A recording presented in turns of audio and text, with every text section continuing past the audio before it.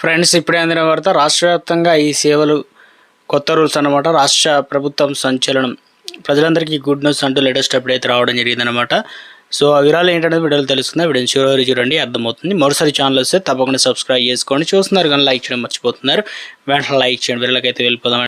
తెలంగాణ రాష్ట్రంలో భూముల విలువలకు సంబంధించి వాస్తవ మార్కెట్ ధరలకు అనుగుణంగా క్రమబద్ధీకరించాలంటే తెలంగాణ రాష్ట్రంలో భూములు ఉన్నాయి కదా, అయితే గతంలో ధర నుండి ఇప్పుడు భూభార తీసుకొచ్చారు కదా. మంత్రివర్గ సంచలన నిర్ణయం తీసుకున్నారు. ఎందుకంటే రిజిస్ట్రేషన్లకు డిమాండ్ పెరిగింది నేపథ్యంలో సబ్ రిజిస్టర్ కార్యాలయాలకు వచ్చే ప్రజలు ఎలాంటి ఇబ్బందులు తలెత్తకుండా ప్రభుత్వం ప్రత్యేక చర్యలు తీసుకుంటుంది. ఇందులో భాగంగానే రాష్ట్రంలోని అన్ని సబ్ రిజిస్టర్ కార్యాలయాల పనివేళలు పొడిగిస్తూ రెవెన్యూ శాఖ మంత్రి పొంగులేటి శ్రీనివాస్ రెడ్డి అయితే తెలియడం జరిగిందనమాట. ఇవన్నీ కూడా ఏం చేస్తారంటే గతంలో టైమింగ్స్ అనేది చేంజ్, ఇప్పుడు టైమింగ్ చేంజ్ అనమాట.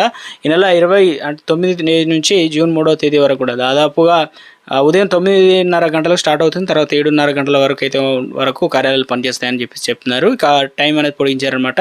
సో రిజిస్ట్రేషన్ కోసం ప్రజలు గంటల తరబడి వేచి ఉండాల్సిన పరిస్థితి రాకుండా చర్యలు చేపట్టాలని చెప్పేసి అధికారులు స్పష్టం చేశారు. ఇక ప్రజలకు సేవ చేయడమే ప్రభుత్వ ధ్యేయం కాబట్టి రిజిస్ట్రేషన్ ప్రక్రియ వేగం, పారదర్శకత, సౌకర్యం అనేటువంటి 3 ప్రధాన లక్ష్యాలతో మంత్రి పొంగులేటి శ్రీనివాస్ రెడ్డి ప్రజల అవసరాలను దృష్టిలో పెట్టుకుని రోజువారీ స్లాట్లు బుకింగ్ సంఖ్యను పెంచాలని అధికారులు అయితే ఆదేశాలు జారీ చేశారు.